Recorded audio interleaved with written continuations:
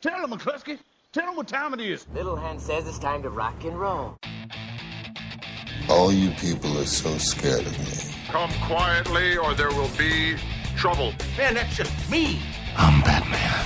This is Sparta! There is a tiger in the bathroom! I'm an excellent driver. If it bleeds, we can kill it. Pop quiz, hotshot. Keep the change, you filthy animal. What have you done to him? I didn't do anything to him. He fainted. Yeah, but you made him faint. Yes, but it's not like I set my phaser to faint. You've got a phaser? Hello and welcome back to this week's Monday Movie Show, to our DVD and Blu-Ray section. Apologies for the slight delay between parts of the show, but there will be an explanation of that in just a moment. Coming up on tonight's show, after the DVD and Blu-ray top 10, we have reviews of... one of the biggest films of the year, The Hunger Games. We have Salmon Fishing in the Yemen, the third in the Rec series, Rec 3 Genesis. Albert Nobbs, which is a drama, I think, isn't it? Yeah. Piranha 3 Double D, you can guess, more gore, more boobs, woohoo, Black's Game, and a small little thriller called Elevator, and the DVD alternative is Andy's choice this week, Romancing the Stone. Yeah. Now, to explain for the short delay between the last half of the show and this half, what I was doing is setting up on our site, mondaymovieshow.co.uk. There are details there of how you can help out one of our very good friends to the show. On Twitter, she's known as Saucy Chip, SAUCYCHP. I can't believe I had to spell that out. Think what it was. She's on there. She's actually on there for a on her feed. She's included details, but we put a link on there to it as well.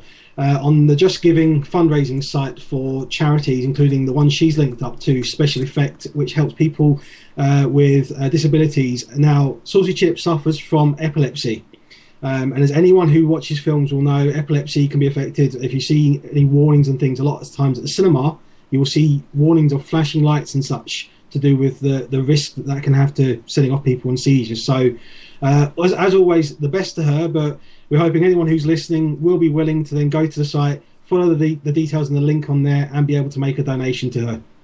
Okay, so carrying on with the show this evening, let's go straight into the DVD and Blu-ray top 10. And I don't have it up on my screen, which is brilliant. Okay, here we go. Brilliantly prepared. How organised am I, yes. At number 10, The Ultimate Bourne Collection. Yeah, I really love the Bourne films. The first three Bourne films, that is, anyway, because the Bourne Legacy, I don't class it anymore as a Bourne film. Matt Damon is brilliant as Jason Bourne. He was one of those actors who we used to take the water out of doing Matt Damon impressions, thanks to Team America World Police. And then one of my friends will love you for that. He really will if he's listening. I hope he is. After him doing the Matt Damon in Team America World Police, he ended up going doing some like Bourne, and he surprised people by showing how well he can act. And I love the Bourne films, and if you don't know them, get out and buy them. And number 9 is Despicable Me.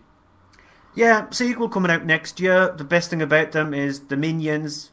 I'm not going to do the impression again like I did last week because I shocked Andy with that. The Minions have their own. What? We've got to get you on tape doing that. Yeah, just like Bouncy's going to try and catch me out with the FILUM word. The best thing about it is the little Minions. They have their own film coming out next year. I nearly said it. I nearly fell into my own trap. It's a decent enough animated film. Number 8, Mission Impossible Ghost Protocol. What's more to say about Mission Impossible Ghost Protocol, apart from the fact that it has 3 huge set pieces which were in the trailer, it has lots of talking in between, but it works really decently as a team film rather than just a single film concentrating more on Ethan Hunt. And so for that, it's much more better than the third one. But it makes it a much more stronger film because of the fact that it doesn't just concentrate on one character, and it doesn't stretch itself neither. And Tom Cruise still runs a lot in it. Not as much as the last one, but still a bit. And number 7 is Safe House. I can't use the pun anymore with this film. It's an average action movie. You're not going to say something about the title? It's a house. No, well, actually, sort of. It's more like it looks more like a villa kind of rundown shack place thing. So It's an okay movie with decent set pieces in it, and it follows the same kind of formula these kind of movies follow. And number 6 is Lockout, which I thought was actually pretty decent. Guy Pearce, he really does need to leave off the sarcastic quips a little bit, because I found them really great, and even though I do quite like people being sarcastic in movies, but not through the entirety of the movie. It's a very predictable movie. Some of the special effects, you're just wondering how the hell did they manage to get away with that, because some of the special effects are just laughable. But it's a brain-dead, enjoyable science fiction action film. At number 5 is The Expendables. This is not a science fiction action film, but it's definitely brain-dead. It's not as brain-dead as the sequel, because I found the sequel even more infuriating than the original. It's just the original has nothing going for it whatsoever. It promises more than what you expected, because the fact that it is the first time you'll have had these huge, massive action stars starring in one film. It just doesn't follow through with its promise. At number 4, we venture into TV land with The Walking Dead complete second season. Yeah, the first 2 episodes of The Walking Dead Season 2 were really well done. The final episode of The Walking Dead Season 2 was really well done. Everything in between is boring. It's just really boring. I was waiting for them to get off the farm. They just spent most of the season on this freaking farm, which is owned by Herschel's farm. It's just, please get away from that. So the first series is fantastic. The third series starts in this month in America. I can't wait for it, because I'll watch it because it's zombies. But it's not as good as the first season. Making a surprise entry into the top 10 at number 3 is Cinderella. Because it's just had its re-release on Blu-ray. So it's the first time it's been released on Blu-ray. Cinderella is the classic story. This is specifically aimed at girls. It's the fairy tale princess that girls wanted to be. So, to be honest, I can't remember too much about Cinderella. The highest new entry this week at number 2 is The Lucky One. I can't comment on it. I didn't know if you were going to say anything about it, because I knew you hadn't seen it. It's a decent romantic drama, which coming from a guy is sort of a weird thing, but it's a pretty good film. It's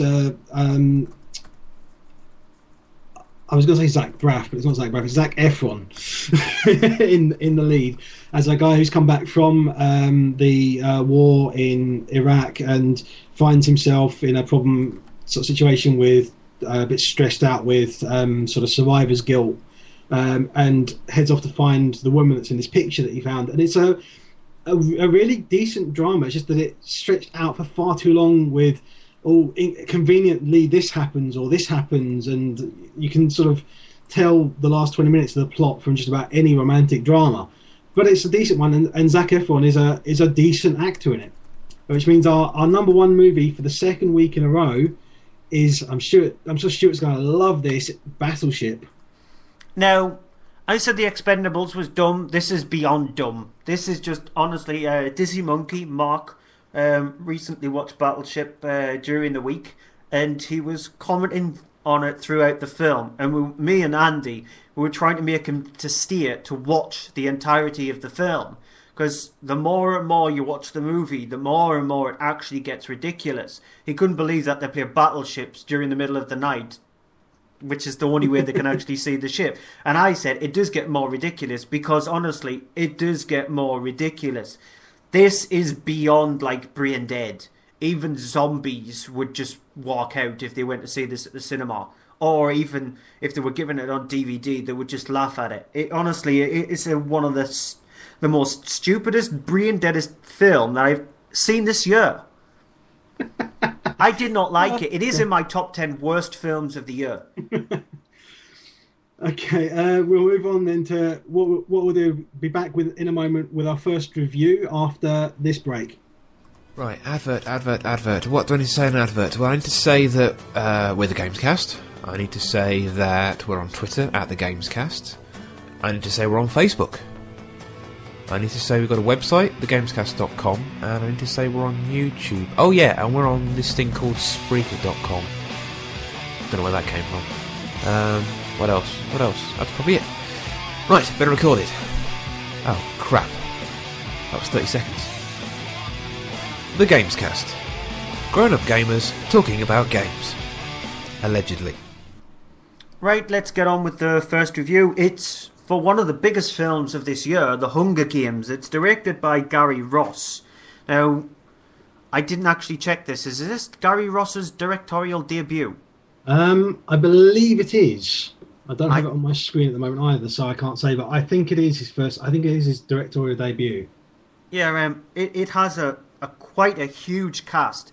It's set in a dystopian future where the entire America is being split up into 12 different districts. Each district is sort of like, you can't say coded, but each district is different. The main district that it centres on in the first about 30-35 minutes of the film is this like coal mine and area district, which centres around Katniss Everdeen, which is played by Jennifer Lawrence, who's the lead role in the film. And the whole point of the movie is it centres around sort of like a big massive fight called the Hunger Games. And Katniss Everdeen decides to put herself up for the Hunger Games after her sister is drawn out of this like machine. Because each district puts up 2 people to be put into the Hunger Games, and Katniss's younger sister gets drawn out of it, and this is the first time she's been put into the pot to be drawn out. So she takes her place alongside Josh Hutcherson's character Peter, and so they are then taken off to this huge massive city, which is the central hub of the 12 districts. This is the rich area where the rich people live, and the decadence and everything is like ramped up to 11 when it comes to food and colour even, because the juxtaposition between how the slums look where Katniss is from to how the central area looks is relevant when she gets off when she's on the train itself, because the train is even extravagant. It's beyond your wildest dreams. It's much better than the Hogwarts Express, and I wanted to be on the Hogwarts Express when I watched Harry Potter, and so I would love to be on this train, love to own this train. And so they get into the central hub where you might as well see it, they're treated like royalty, because these are the 24 people who are going to be taking part in these games. And in this central area, Katniss is given sort of like she's a person who's like a designer who's going to work on her look, played by Lenny Kravitz, who plays Cinna, I think it is. Here's a clip. My name is Cinna. Katniss. I'm sorry that this happened to you. And I'm here to help you in any way that I can. Most people just congratulate me. Well, I don't see the point in that. So tonight, they have the tribute parade. I take you out and show you off to the world. So you're here to make me look pretty? I'm here to help you make an impression. Now, usually they dress people in the clothes from their district. Yeah, we're always coal miners. Yeah, but I don't want to do that. I want to do something that they're going to remember. Did they explain about trying to get sponsors? Yeah, but I'm not very good at making friends. We'll see.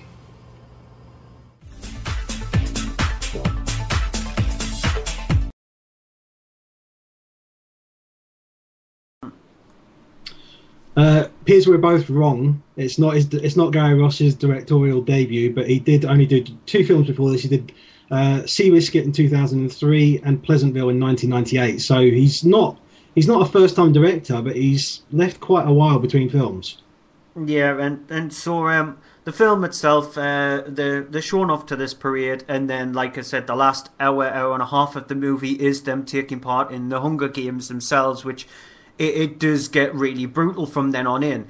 I used the word juxtaposition earlier on because it does have that feel to it. The first hour and a half of the movie, the first half of the film, is very, it goes from being really sort of like slum areas, downbeat people who working in coal mines, who work to the bone for the small amount of money they bring home or the small amount of food that they can get, up to this extravagant district where people can throw away money and throw away food like it was absolutely nothing, eating the most finest things that they can have and drinking the most finest wines and things like that. And then you might as well see it goes back to the darkness with the Hunger Games itself, because that's when the film becomes really brutal. the way I described this movie when we reviewed it on the cinema is I found it a cross between a film called Battle Royale and The Truman Show. Because it does have a Truman Show like to it, in the fact that they're encased in this huge massive dome and they cannot get out of there. And with Battle Royale, if you've seen Battle Royale, it's just school kids going up against each other until one person's left. And that's the same thing as that happens at the last part of the film. The film itself is really good, but like we said when we reviewed it at the cinema, it's not suitable for anybody below the age of 12 because it is very violent. There is a bit of blood and there is a bit of nasty violence in the last hour of the film. So if I would not show it to younger kids, I wouldn't show it to kids below the age of 12. It's fun. You might be able to get away with it with a 12-year-old if they've read the books, because then they might be able to reform what they're going to see on screen. So it's a really good film and I really highly recommend it. But like I said, with kids, watch out for the violence in the last hour. There is just a note to add on to that, is that there are 2 releases for this film. There's the DVD version, which has got the cinema cut version, which is 12 rated, and then there is the Blu-ray, which has the uncut version that was released in America, because the cinema version was edited, and that is rated at 15, and I believe it was rated, just a few seconds were cut out here and there, to do with some of the violence or the sort of injuries, the details of injuries in the film. Okay, moving on to Salmon Fishing in the Yemen, which is directed by, I'm not sure if I'm going to pronounce it right, I think it's Lasse Hallström, I'm not sure. I hate names with squiggly things above them. It's based on a novel by Paul Torday, and features centres around 2 characters of, you have Emily Blunt, who plays Harriet, and you have Ewan McGregor, who plays Dr. Alfred Jones, who is an expert in fishing and to do with salmon, and works at the UK Fisheries Department in the government. Harriet's been sort of hired. She works as a sort of a PR person at this company, who has been hired by the Sheikh of Yemen, who is wants to see about trying to actually organise a whole thing of bringing over and establishing salmon in the Yemen for the purpose of fishing and setting up sort of things in the local area. Here's a clip. Well, firstly, we would need to trap 10,000 salmon from the North Sea, for the sake of argument, get them to the Yemen alive, don't ask me how, where they would be deposited in temperature and oxygen-controlled holding tanks built into a wadi that would, hallelujah, open during the rainy season, allowing the salmon to migrate upstream for, say, 10 kilometres, which would allow your sheikh to hoik them out of the water to his heart's content. Of course, until the dry season, when they will all die. Well, unless we feed the wadi all year round using the dam. Of course, stupid idiot man. Why not use precious water resources to support one man's sport fishing? So, now that we have year-round water, why not build some gravel spawning grounds, breed the world's first Arabian salmon, and teach the clever fellows to migrate to the Indian Ocean, singing idea. Step we gaily, here we go. So from there on, things sort of take the more irrational terms of it, where things actually start to go in progress towards this goal of actually getting salmon in the Yemen. It's a really bizarre sort of story, but the whole thing of it is focusing around these 2 characters and the sort of relationship between the 2 of them. Jones is a sort of a strange kind of if you've ever seen The Big Bang Theory and you have the character of Sheldon, he's a little bit like that, sort of a kind of Asperger's sufferer. He has these sort of weird behavioural tics, and he's not quite into understanding people. Emily Blunt's character Harriet is in the middle of a relationship to do with she's having a relationship with a soldier who's then sent off to war, and part of that is one of the things that's kind of the annoying thing about the film, is that there are elements of this that are particularly predictable, which is where it sort of falters. The story has these elements that go along, you get to a certain point and you go, oh well, this is going to happen obviously, and then 5 minutes later it does. And there's also this sort of ongoing plot as well, subplot of, you've got in the film Kristen Scott Thomas, I think it is, who plays the head of PR for Her Majesty's government. So she's dealing with the whole thing of that there's this fallout about to happen in the government because of something bad someone's done, and she sort of goes and pushes for the salmon project in the Yemen to go ahead, even though it's been met with loads of reservations from people, including Dr. Jones, to try and stop it. She pushes for it to have it as a sort of a positive spin PR on things in the East. There are moments of it where it's genuinely funny, but not laugh out loud funny. It is more focusing on the characters and this sort of drama of what's going on, and this relationship between them and then the Sheikh as well. It's a really surprising, enjoyable film, but it's the thing I was thinking about all the time was that it is very similar in tone to the Best Exotic Marigold Hotel, this film and Best Exotic Marigold Hotel in the cinema both hang around. They really hung around for ages in the top 10. And now I can see why. This film has the same kind of broad appeal to all ages, but I think that it's a weaker of the two. I think this will appeal more to the older audience than younger audiences, whereas Best Exotic Marigold Hotel would have appealed to all audiences. That said, though, this is still a decent enough drama that's worth checking out if you do like a good drama. There's not any action in it. There's not really any laugh out loud big comedy moments. Well, there is one right at the end, but I won't say what that is. And there's just it's just a little feel good kind of movie.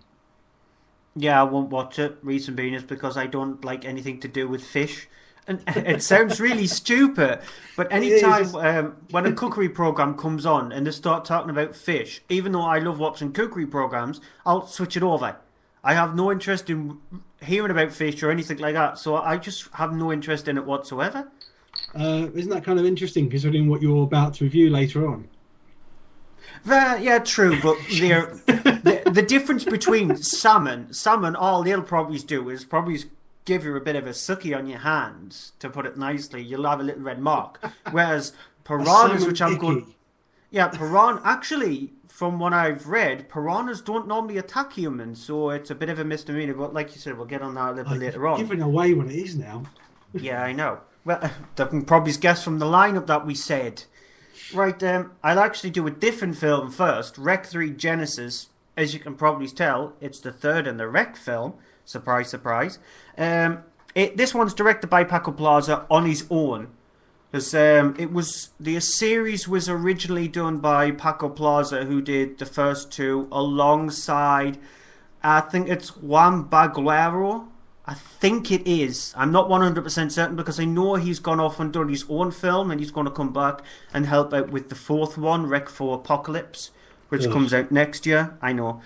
Well, this one, the way it is, it centres on a couple played by Letitia Dolera, who plays Clara, and Diego, who plays Diego Martin.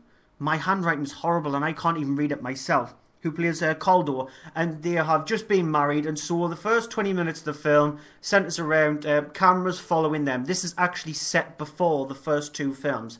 And so cameras are following them just as usual, like you'd have seen in the first two films. And so for the first 20 minutes, it's just them enjoying the wedding and the party after the wedding. And they've got a typical drunken uncle. They think he's drunk. However, after the 20-minute mark, things start to take a major turn for the worse when the uncle bites one of the aunties, infects her, and people start to get infected by this virus and slowly turns into zombies. That's when Paco Plaza decides to turn the whole idea of a shaky camera movie completely on its head and ditches it. He literally ditches it after 20 minutes. There's a scene inside of a kitchen where some of the survivors have managed to board themselves up. The camera is dropped down and left, and then it just the rest of the film continues as a standard ordinary movie. And with that, it switches tones a little bit because the first two are really tense and extremely scary and gory, and probably will give Andrew like nightmares for the next year. The next year he would just have nightmares if he watched them. I'm not watching all of them anyway. I know, true. But this one, it completely ditches all of that, and it has a few comedy elements in it because obviously Caldo's trying to look for his wife Clara, and if you've seen the trailer, because the trailer's actually surprisingly being shown on TV as well. There's scenes where she's running around with a chainsaw in a bridal dress with blood all over the place, and There is So also I know there is a scene also inside the kitchen where one of the survivors decides to get one of those pulses. It's a machine what you use to pulse down like vegetables or something, and sticks it in a zombie's mouth and starts to pulse his face. And so if you like your gore and what have you, you will actually enjoy it for that. And like you said, it's got a few comedy elements into it, but the thing is, though, it doesn't feel like a wreck film. I can see what the director has done and decided to say, we've had enough of the shaky cam, why don't we just ditch that and go with a different standpoint of view. It just doesn't hold up like the first two Wreck films do, because they are really tense and really scary. And I was hoping for the same with that. The director has said that Wreck 4 Apocalypse is going to use the same style as Wreck 3, so I am going to have completely lowered expectations when I watch Wreck 4. When it does come out next year, and I'm hoping that it'll make those low expectations or slightly beyond. But I was disappointed with Wreck 3, and I'm a real big fan of the first two Wreck films. Okay, I'll go on to my next film, which is Albert Nobbs. It's a film directed by Rodrigo Garcia. It's based on a short story and I believe a stage play, which centres around this character of Albert Nobbs, which in the film is played by Glenn Close. Now, it's set during 19th century England, where and sort of in, I think it's Dublin, where she's working as a waiter at a hotel. And I was going to burst out into song there. Well, I say waiter, not waitress, because the fact is that she is masquerading as a man. She's dressed as a man. She pretends to be a man. She's wearing a tight corset so that her body conforms to the shape of a man, and she's getting along with that. She's been getting along with that apparently for about 30 years, and so going on with her life as normal, keeping everything secret. And then one day things end up sort of having to change when a man who's actually working at the hotel isn't able to get back to his house because he's working there just to paint the place, and he's actually offered the chance of a room just to stay in her room for the night, unaware that she's a woman. Now it's all this. It's a thing of that. It really is a great performance from Glenn Close in this. She was nominated at the Academy Awards for a Best Actress performance. She didn't win it, but she was in the running for it, and I can see why. She does give a really good performance in the film, because there's the moments all the way through the film to do with how she acts like a man, how she behaves, and as well she just really plays the part brilliantly. And then later on, as she starts explaining and she has conversations with people about why she dresses up, like why she pretends to be a man, and that reveals this depth to her character, and it's really well acted. Unfortunately for me, it's not. It didn't make it overall a brilliant film. It was just an okay film. There's great performances in it from her, and you also got another actress in the film. I can't find her name, so I can't think what her name is. But there's another actress in the film who sort of becomes good friends with the character of Albert Nobbs, and it's a really, it's just a really good drama, but it's more focused towards, I think, the female audience, and it's the whole thing of the character and why she's been like that, who then decides that she doesn't want to be like that anymore. She wants to look at going ahead with life and actually being a woman out in public, and finding that it's difficult to do so after having done for so long. It is a very good acted piece of film, but just for me, everything else, the direction, even the overall sort of the story of it, unfortunately, it's just a bit of a average film, and it does try and evoke emotion towards the end, but for me, unfortunately, failed in that aspect, which is one of the things it tries to rely on. So it's one that I think is largely for the female audience. You've also got some other great actors in there as well. You've got the guy, I can't think what his name is, but the guy who played Kick-Ass in Kick-Ass, he's in it, and I did not recognise him in the film. He's completely different in the film. He plays the part of a guy who's sort of a drunkard, and is really, as I said, really good performances in the film, but aside from that, it just didn't clench for me. Okay then, let's get on with Piranha 3 Double D. Twice Is the this about D's. fish? No, it's actually actually about boobs, killer boobs. Because if anything, like the poster says, twice the D's, twice the gore. So, as you can tell, it's a sequel to Piranha 3D. This time, it's directed by John Gulger. The original one was done by Alexandra Archer. John Gulger was involved with the original, but this time it's directed by him. And it's written by Marcus Dunstan, and I can't remember the second person. They did the Saw films from 2 up to the final one, and they are actually writing the script for the God of War film, which is an interesting choice. The film itself... The Piranha obviously in the first film have run amok, and now they've completely spread out. They've spread out into the opening of the film anyway. It centres around 2 fishermen who end up getting killed after trying to fish a cow out of the lake. It then goes towards this water park which is getting opened up by this person. The niece of this uncle, she doesn't want the water park opened up because he's replaced all of the lifeguards with strippers. Yeah, this film was in 3D as well, and so you can probably guess men would love it. Strippers in 3D, lots of bouncing, lots of jiggling. I can't go into details because we can't mention that kind of stuff in a show like this. And so the film itself, it follows the same kind of plot as the original. There's a group of kids, they all start dying one by one. There's a scene where 2 of the kids die in a van itself, but they get eaten by the piranhas. A few of them decide to go and try and get some help from somebody, from a scientist who knows about these piranhas, played by Christopher Lloyd. Here's a clip. I think you might find this interesting. Okay, this is galvanized steel, like ordinary household plumbing. There we go. No, not the frog. Sorry, I sold out at Puppies this morning.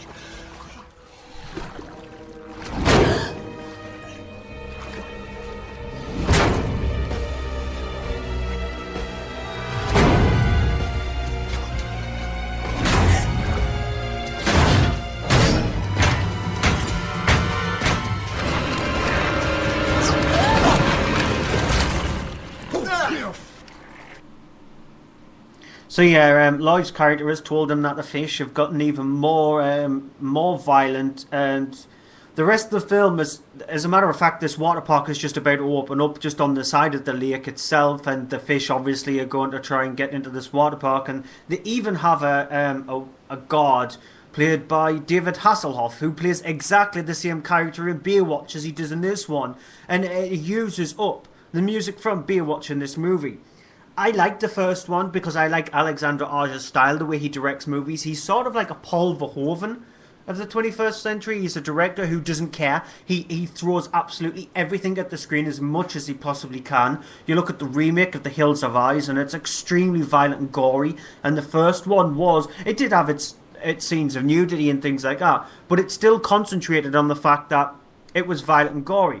The way they've done this film, because John Gulger, the last film he did with the Feast series, he's decided to take his complete tongue-in-cheek elements from that and inject it in the Piranha.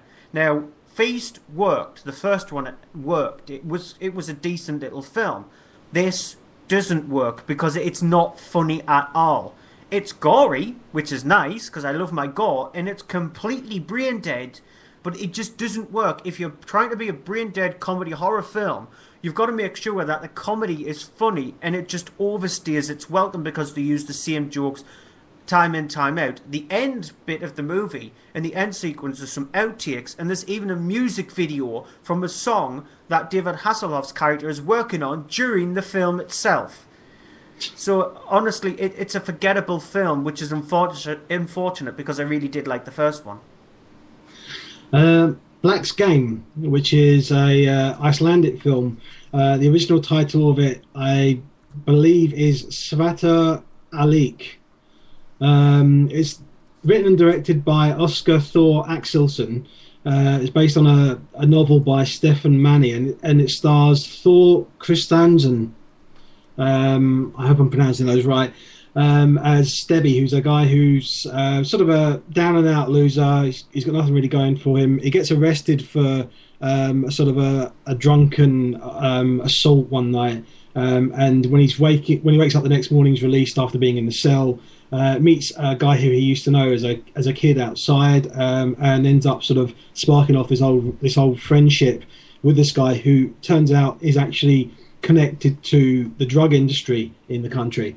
And it's based on sort of events that supposedly did happen regarding the drug industry in sort of the mid to late 90s through to the 2000s. Now, there's not really much of a story to go into it there because it is focusing on just these characters and the whole thing of drugs and them setting up a sort of a drug smuggling organization. To that effect, it has this really weird sort of thing that it reminded me of a lot of these British lower sort of budget films you get, and things like the smaller films like Layer Cake, Lock, Stock and Two Smoking Barrels, Snatch, and things like Trainspotting, to do with the subjects of drugs and the subjects of sort of thieves and gangs and groups and things like that. It was surprisingly really good. It's not a film for everyone. It is rated 18 because it is particularly violent. There are moments in it that are not only graphic violence and also sexually, but also there's moments where it's excessively violent. It's a really surprisingly good drama. It is in I'm not sure what language it is. It's Icelandic, so it is subtitled. But it is one of the better films that I've seen this year. Right, okay, let's get on with the last film. If you think that your film, the film that you've just done there, had a simple storyline, this is even more simpler. It's Elevator. It's directed by Stig Svensson. The premise of the movie is it's set in a big, huge, massive building where this party is going to happen. 9 people get into a lift. This lift breaks down, and they find out that somebody on this lift is carrying a bomb on them. That's it. That's the storyline. That's all I can see about the story, because that is the story. Basic. The thing, honestly, I'm surprised I can get this film done in a minute. The film itself, it just feels like one of those TV films. The ones that go straight to TV that you would see on the Universal Channel or Alibi in the UK, and probably, I'm not sure in America, probably some random like cable channel which shows these kind of movies, because the storyline is so simple. And for the first, before the bomber is revealed, it's just boring. Nothing happens in it at all. There's an arrogant comedian who thinks he's funny and he's not. Everybody in the lift is stereotypical. There's a little girl who'll get on your nerves, who you'll want to throw out of the lift. And after you find out who has the bomb, that's when the movie completely changes tact and goes extremely violent, because the person who has the bomb dies, and they decide the way they get the bomb off the person is to cut them in half using a pocket knife. The smallest penknife you can, and they manage to cut this person. This person isn't even a small person in stature, in size. And they cut this person in half, manage to snap this person's spine in half as well, so they can get this bomb thrown out of the lift. Well, James Franco did it with his arm in 3 days. This is cutting a person which is around about 15 stone in weight in half using a small little pocket knife. And somebody gets their arm ripped off from the elevator as well. So it goes from a movie that just plods along into lots of gore for the last 20 minutes of it. It's a pointless movie. If it's on TV, watch it. But that's the best I can see about it. Okay, I'm just going to go quickly into my alternative for this week, which is Romancing the Stone. It's from 1984, so it's 28 years old. God, I feel old now. It's directed by Robert Zemeckis, who a lot of people will know from things like Back to the Future. And it's a sort of a action, comedy, adventure, sort of kind of Indiana Jones type thing, with a writer played by Kathleen Turner, who decides she's going to go off to see this other country, but at the same time gets involved in this sort of heist that's going on about this diamond that's been stolen. I remember her name as well, her character name. It's Gene Wilder, isn't it? Joan Wilder, yeah. Joan Wilder, yeah. And along the way, she bumps into Michael Douglas' character Jack T. Colton, who is a ruffian guy who's been out in the jungle a bit, and end up teaming with her and helping her. It's a surprisingly good, fun film. It's one I remember from my childhood, and I have it in my collection, and I'm glad I have it because I recently rewatched it and found it's just as much fun now as it was then. Yeah. It's probably been seen a lot of times on television, but it's one to definitely check out. It has a sequel as well called Jewel of the Nile, which is a weaker film, but it's still it's still fun today as it was then. So if you can, get hold of it and check it out because it is a good family. I think it's a PG as well. So Yeah, it's a it good is. family, kids and adults. You can watch it with your little kids, and everyone will enjoy it. Yeah, I've got the dual DVD, the one with both on it. So I think I paid like £2 for it. Yeah, so you get can get it both quite films cheap for the now £2. as well. So, movie of the week. Oh God, hit me on the spot there. Hunger Games, cop out there. Hunger Games. I'm probably going to have to say that as well. Although salmon fishing in the Yemen is probably coming close because it's just out of all the things I've seen this week, that is amongst the best. I mean, I didn't rewatch Hunger Games this week, so I'd probably say Hunger Games. But if it's for the women, then check out salmon fishing in the Yemen. I'm surprised you didn't say Total Recall. No, well, I would say that, but it's not. I'd say, well, okay, movie of the week is the original Total Recall, not the new one. The original one. You can't. No, you can't do that because we didn't mention that in there. So no. Okay, that's it for this week. Thank you for joining us. If you've joined us live, we'll be back again from next Monday at 7:30. If you're listening to us on any of the other catch-up services we've got, we are on every week at the same time, 7:30. You can then find us on iTunes, Twitter. We're on there as AHDVD, at AHDVD for me. Stuart is at Cryptic Tadpole, and we've got our at Monday Movie Show as well. We're on Facebook as well, iTunes, YouTube. I said iTunes twice, didn't I? Yep. Yeah.